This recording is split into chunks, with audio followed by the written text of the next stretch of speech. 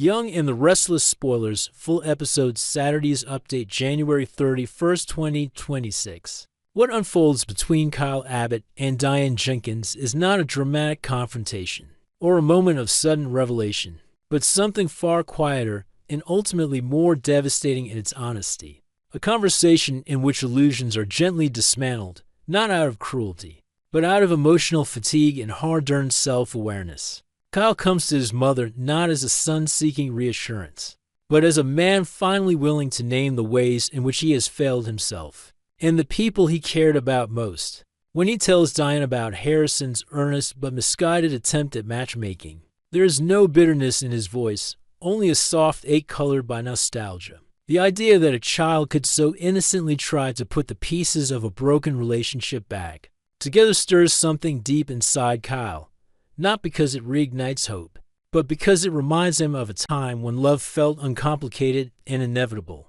Diane, perceptive as ever, presses gently, asking whether that moment sparked any belief that things could still be repaired. And Kyle's answer is immediate and unambiguous. It did not give him hope, it gave him memory. And memory, he has learned, is not the same thing as possibility.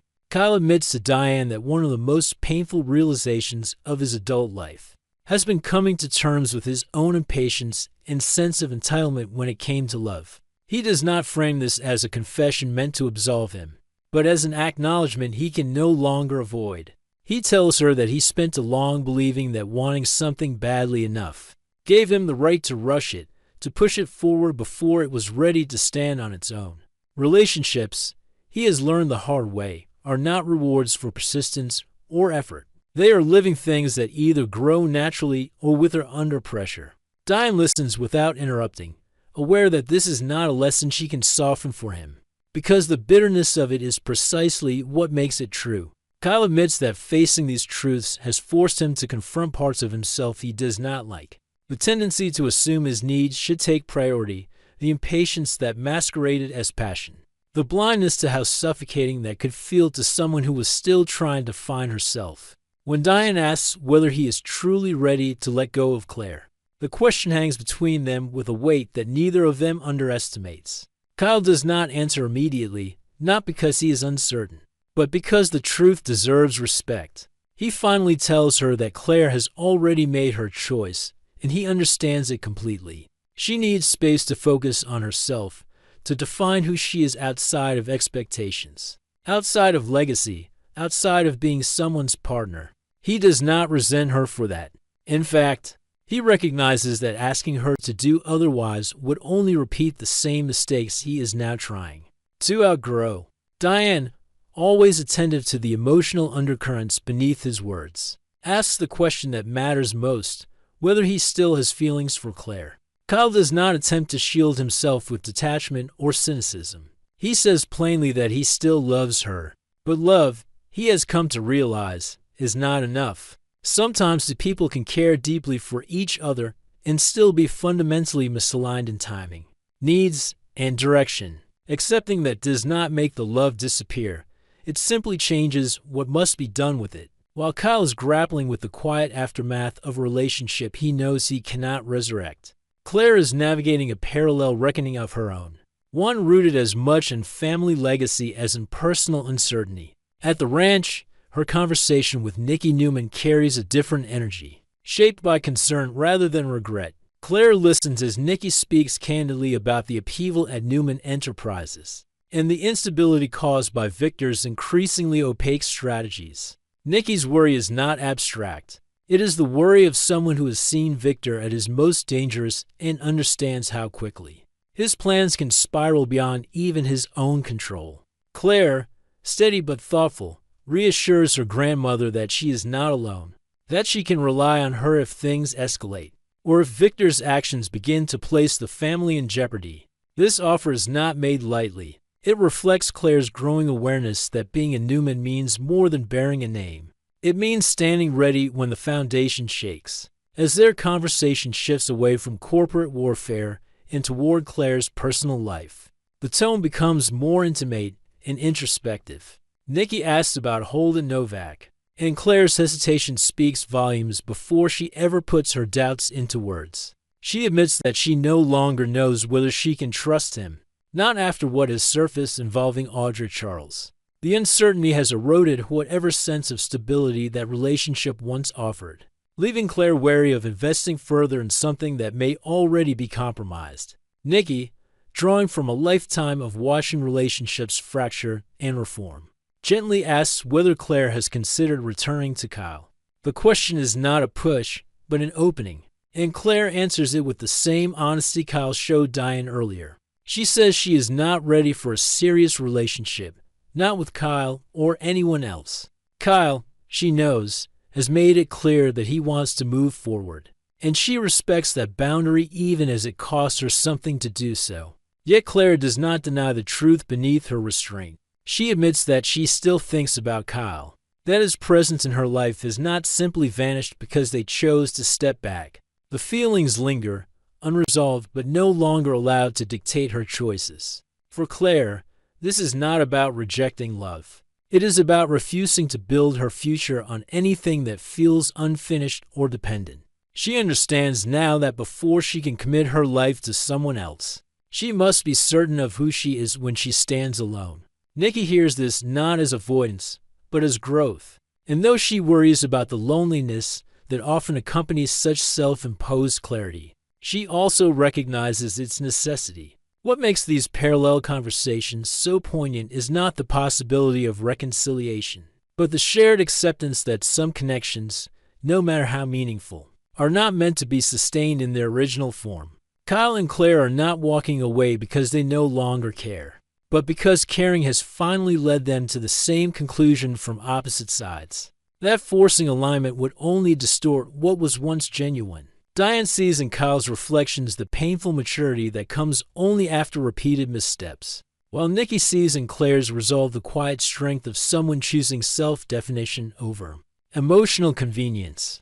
Neither mother nor grandmother offers easy solutions, because there are none to give. Instead, they bear witness, providing the steady presence that allows Kyle and Claire to articulate truths they might otherwise keep buried. As Claire later extends an invitation to Kyle to join her for dinner, the gesture is layered with complexity. It is not an attempt to rekindle what they have both acknowledged cannot continue, but a recognition that closure does not require distance so much as clarity. For Kyle, accepting such an invitation would mean confronting the lingering affection he has chosen not to act on. For Claire, offering it is a test of her ability to engage honestly without sliding back into patterns she has outgrown. Whether that dinner becomes a moment of gentle farewell, renewed understanding, or simply a reminder of what they once shared remains uncertain. What is clear is that both of them are moving forward not by erasing the past, but by integrating it into a more self-aware present. In the end, these intertwined moments do not promise dramatic reversals or sudden reunions.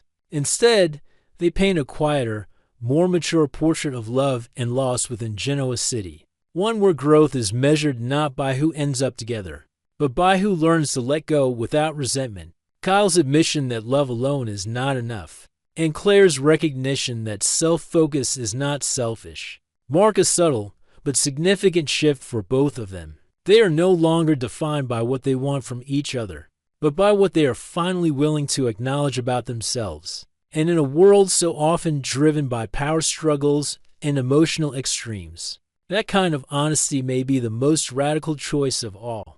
Crimson Lights had seen its fair share of family wars, reconciliations, and romantic false starts.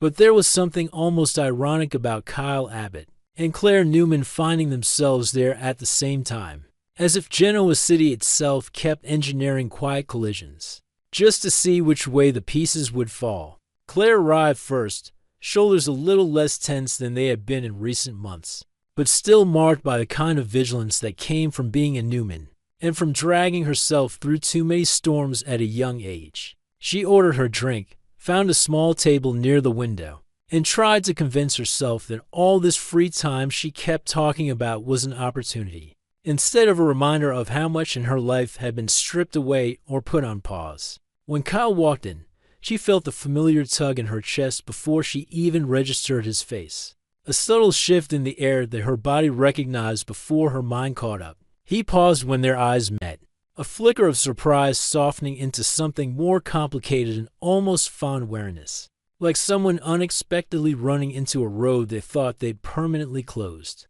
It would have been easy for both of them to pretend they hadn't seen each other, to choose avoidance under the guise of respecting boundaries, but neither of them did. Instead, Kyle crossed the room, coffee in hand, and asked if he could sit. Claire said yes because anything else would have felt like a lie. Their conversation did not rush toward feelings or what might have been. It started in safer territory, or at least what passed for safe in a town where family names were weapons. They talked about the feud between the Newmans and the Abbotts, not with the anger of people actively waging war, but with the weary clarity of those who had grown up under its shadow. Kyle admitted that no matter how hard he tried to see things from both sides, part of him would always default to Abbott loyalty when the lines were drawn. Claire admitted the same about the Newmans, even as she acknowledged the damage that loyalty had caused her and others. They didn't try to convince each other who was right. Instead, they agreed that, for better or worse, each of them would always be shaped by the lens of their respective families.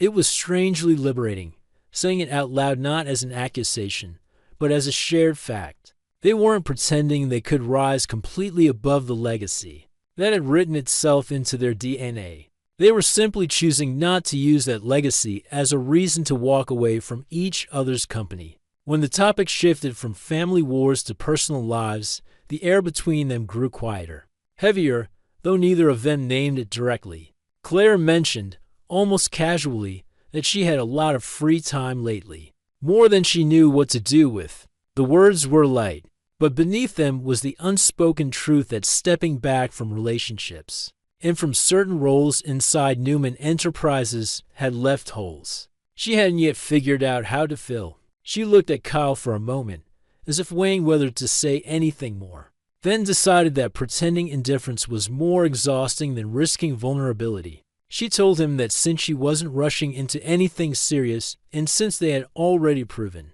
they could talk without imploding, maybe they could do something as simple as share a meal. Did he want to have dinner sometime? The question was simple, but it carried echoes of everything they had both admitted to other people in quieter, separate rooms about timing, about needing space, about still thinking of each other despite all the reasons not to. Kyle didn't hesitate, and that was its own answer. He said he liked that very much, and in that small, understated agreement, a new kind of connection took shape and not a second chance at a whirlwind romance, not yet, but a tentative, deliberate step towards something more honest than what they'd had before. Across town and society, the atmosphere was tense in a different way. The glossy surfaces and curated elegance did little to soften the raw dread Chelsea Lawson felt as she sat across from Adam Newman, staring down the possibility that everything they had built at Newman Media, every long night, every risk, might be ripped out from under them because of corporate maneuvers they couldn't completely control. She admitted she still couldn't quite believe they were about to be forced out of their offices, that the idea of packing up their things and walking away from a space that had become an extension of their identity felt unreal and humiliating. Adam, trying to project calm he did not entirely feel, told her not to start boxing things up just yet. Victor had a plan, he said, and when Victor had a plan, the story wasn't over. Instead of feeling reassured, Chelsea felt a familiar unease take root. Plans from Victor rarely came without fallout, and the fact that Adam was already carrying visible tension in his shoulders told her this one was no exception. When she pressed him, asking what kind of plan this was, he admitted that Victor wanted to keep it secret, even from people directly affected by it. He added, almost under his breath, that he wasn't entirely sure the plan was right. That was all Chelsea needed to hear to know this wasn't just about boardroom strategy. She told him, with a seriousness that cut through their usual banter, that this sounded shady to vague, to controlled. Too much like one of those schemes that left scars even if it succeeded. What exactly was Victor asking him to do? She wanted to know. And if they were truly partners, didn't that mean Adam owed her the truth? Whether or not Victor approved, she reminded him that they had chosen to work together, not just because they were effective as a team, but because they were supposed to trust each other in ways they couldn't always trust their families. The words landed harder than she knew, hitting the fracture line Adam had been trying to ignore between loyalty to his father and his own instinct to pull back from the edge. The pressure of that expectation finally cracked the shell of secrecy he'd been trying to maintain. So he told her. He laid out Victor's plan in all its uncomfortable detail. Victor wanted Kane Ashby to believe that Lily Winters and their children were in danger, to feel the kind of gut-deep terror that would force him to the bargaining table. He stressed that Victor didn't want to actually harm them, only to create the illusion of danger. But even as he said it, the words tasted wrong, like a justification he no longer believed in. Chelsea's reaction was immediate and intense. She asked if Victor was really considering having them abducted. Her voice edged with horror at the idea of using Lily and the kids as pawns. In yet another Newman war, Adam rushed to clarify that the intent wasn't a real kidnapping, that Victor only wanted Kane to think they were gone, to believe they'd vanished into a dangerous situation, long enough to scare him into surrendering control and stopping his moves against Victor and Newman Enterprises. Chelsea, thinking quickly, reframed the concept in a way that might thread the needle between leverage and safety. If the goal was to make Kane believe his family had disappeared, then maybe the answer wasn't a staged abduction, but a planned disappearance leak and the twins stepping voluntarily out of the spotlight, somewhere secure and unreachable, while Victor and Adam controlled the narrative from the outside. They could disappear from public view, at least for a short time, without being dragged or terrified, as long as Lily agreed and every precaution was taken to protect the children. The idea made Adam go still. He admitted he didn't think they could accomplish that without some element of coercion, without some pressure that pushed Lily into a role she might not want. But Chelsea pushed back. If there was any way to keep Lily and her family truly safe while still forcing Kane to back down, she argued, they had to find it, because if they didn't, someone else would push harder, and the situation could spiral into something no one could control. That conversation left Adam caught in a tightening vice. On one side was Victor, demanding obedience and secrecy in the name of reclaiming what was his. On the other was Chelsea, insisting on transparency, ethical boundaries, and creative solutions that protected innocent people who had already endured too much. Adam knew from bitter experience that trying to stand in the middle of that kind of conflict often ended with him crushed under the weight of both expectations. Yet this time, something in him refused to simply surrender to Victor's will. Maybe it was the way Chelsea's eyes hardened when she talked about children being used as leverage, or the memory of his own son and the times he had almost lost him. Maybe it was his growing awareness that every time he let Victor pull him into one of these morally gray operations, he emerged just a little more hollow. Whatever the reason, Adam found he couldn't dismiss Chelsea's plea. If there was even a chance to shape Victor's plan into something that pressured Kane without traumatizing Lily and the twins, he had to become the one who insisted on that version. Otherwise, he wasn't just following orders, he was choosing to be the weapon, as if the universe were intent on tightening the net around him. Nicky Newman entered the equation next. Word traveled fast in Genoa City, sometimes through official channels, sometimes through the subtle shifts and silences that only someone who had lived too long in the Newman family could read. Nicky may not have had concrete details, but she had seen Victor's restlessness, heard the edge in his voice when Newman Enterprises and Newman Media were mentioned, and felt the sense of something gathering just out of sight. She knew from long, painful history that this combined nationwide pride, displacement from power, and quiet planning usually meant Victor was on the verge of doing something drastic. So she summoned Adam and Chelsea to the ranch, her tone leaving no room for delay. When they arrived, she did not dance around the issue. She told them plainly that she knew Victor was up to something, that she was worried both for the family and for the collateral damage that might follow. She wanted to know what his plan was. More importantly, she wanted to help, to position herself as an ally rather than someone Victor would treat as an obstacle, to be worked around. Whatever they needed to do, she said. She was willing to shoulder some of the weight of anything to keep the situation from deteriorating. into yet another catastrophe that would tear the family apart. It was an offer that might have felt like a lifeline if Adam had been a different man, or if this had been a different father. But as much as he cared for Nikki, and as much as part of him longed to hand the whole mess over him and step away, another part of him remained shackled to the old, familiar pattern. He told her, with a quiet firmness that surprised even Chelsea, that he wouldn't go against Victor's wishes. Not this time. Not openly. He framed it as loyalty, as respect for the patriarch who had finally begun trusting him enough to hand him real responsibility. But beneath the words was something more tangled, fear of being cut off again, of losing the fragile foothold he had regained in his father's world. Chelsea watched the exchange with a knot in her stomach, recognizing both the struggle and the choice.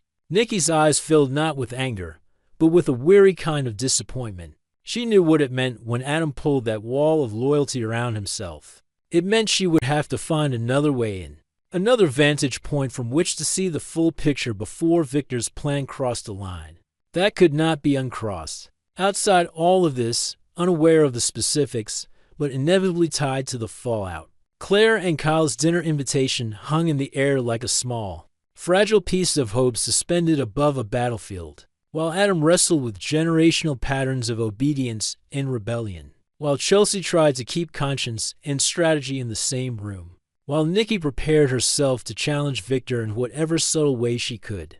To people who carried Newman and Abbott blood in equal parts of their lives, were tentatively choosing each other again as an escape from their families, but as something that might someday exist alongside the chaos instead of under it. Their conversation at Crimson Lights, their willingness to acknowledge the weight of the feud without letting it dictate their every move, and Claire's quiet invitation to dinner all spoke to a different way of living in Genoa City, one where legacy was part of the story, but not the entire script. Whether that fragile possibility could survive the collision of Victor's schemes, Kane's desperation, and the shifting alliances around Newman Media remained to be seen. For now, though, it existed a small, flickering light at the edge of a storm that was only just beginning to break.